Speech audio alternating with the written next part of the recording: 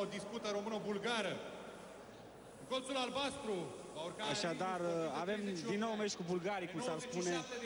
Până acum România a câștigat primele două lupte aici la Noaptea Campionilor. Lovește rapid în sala Giulești. Lucian Bot l-a învins pe Ivor Marincev și Corina Crâlescu și-a învins adversara din Bulgaria. Să sperăm că la fel va face și Bogdan Dinu, care îl va întâlni pe Nicolae Marinov, boxerul pe care l-avem acum în imagine.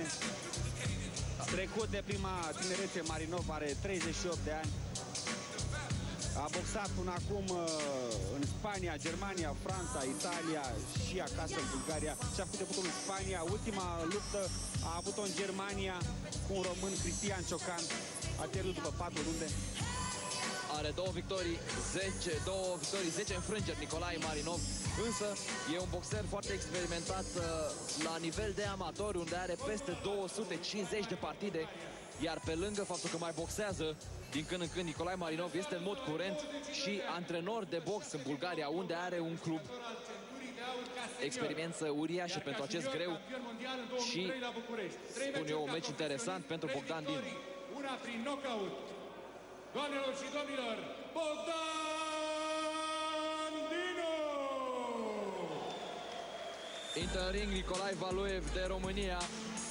Bogdan Dinu, 106 kg și 800 de grame, a avut la cântar oficial boxerul român neînvins, care în ultima partidă la Ploiești și-a făcut adversarul knockout în prima repriză pe James Brett, care, dacă vă amintiți, a căzut la chiar prima lovitură trimisă de Bogdan Dinu.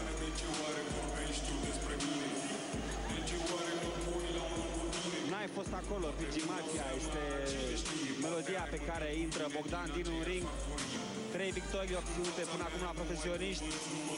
L-a învins la debut, la polivalent aici la București, pe canadianul Stefan Tezie. După 4 reprize a urmat meciul de la Piatra Neamț cu Sean McLean. A câștigat și atunci tot după 4 runde. Și cum spuneai și tu, Cosmin, la Ploiești l-a făcut knockout din prima lovitură pe James Brett. Îl avem în imagine pe Bogdan Dinu, campion mondial de junior, tot aici la București. 4 reprize, arbitru în ring, domnul Gheorghe Chivăr. Are noroc la București Bogdan Dinu. Poate pare mai fioros în ring, însă în afara ringului este un băiat de treabă. Acest Bogdan Dinu este un băiat foarte amabil, care de altfel și lucrează în forțele speciale, în SIA, Serviciul de Intervenție și Acțiune Rapidă și Acțiune Specială, mi se pare că se cheamă, sau mascații, cum mai sunt numiți ei. Cu aceste servicii se antrenează Bogdan Dinu. Maidan!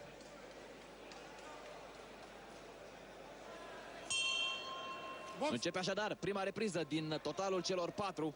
Bogdan Dinu, short roșu, Nicolae Marinov, short albastru. 1,85 m are bulgarul, 97 de kilograme, cu 9 kg mai slab decât Bogdan Dinu.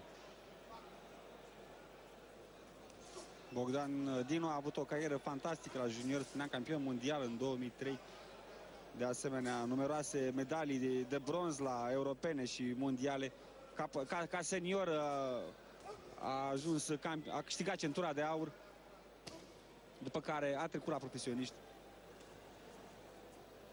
Idolul în box al lui Nicolae Marinov este Evander Holyfield, care a fost bătut de Nicolae Valuev astă iarnă.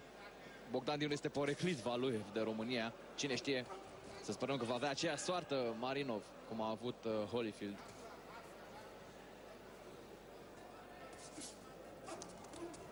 Îl deranjează de multe ori pe Bogdan Dinu această comparație. Oh, ce uppercut-uri! 2 uppercut-uri de stânga și de dreapta, așete la podea Nicolae Marinov. Oh, nu mai poate bulgarul. S-a terminat meciul, doamnelor și domnilor. Al doilea knockout în prima repriză pentru Bogdan Dinu. A avut soarta lui Pret și acest bulgar Marinov. Al doilea knockout la rând și ce rău arată Nicolae Marinov. Doar vreo 3 pumni a trimis Bogdan Dinu, care își mătură adversarii. Efectiv. Iată, la 4-a luptă la profesioniști a 4-a victorie, al 2-lea knockout. Ce e, da? O combinație incredibilă a lui Bogdan Dinu, 2 uppercut-uri și într-adevăr Nicolae Marinov nu îl putem acuza de non-combat când lovești la categoria grea, când reușești 2 uppercut-uri clare, unul după altul, nu prea mai îți stă adversarul în picioare. Foarte rapid a lovit Dinu, parcă n-ai spune că e la categoria grea, cât de rapid lovește. Tocmai spuneam când a fost făcut knockout bulgarul, nu prea îi place lui Bogdan Dinu această comparație cu Valuev. Spune că este mult mai tehnic, mult mai bun decât campion mondial al greilor. Valuev a ajuns campion mondial datorită dimensiunilor sale. Dacă va avea ocazia, îi va da o lecție de box, spune Bogdan, de câte ori are ocazia. Atunci să nu-i mai spunem Valuev de România. Să rămână Bogdan Dinu până când își va găsi propria lui poreclă. Este bun, are tot viitorul față, are doar 22 de ani și pentru el ar trebui să vină partide mai dese și din ce în ce mai tari. Încă o dată, superbe combinații. E puțin să boxezi odată la 6 luni. Ultimul lui partid a fost în decembrie anul trecut. Însă rare sunt și galele de box din România. Să ascultăm decizia oficială. A fost un knockout clar. Knockout curat, adică nu tehnic.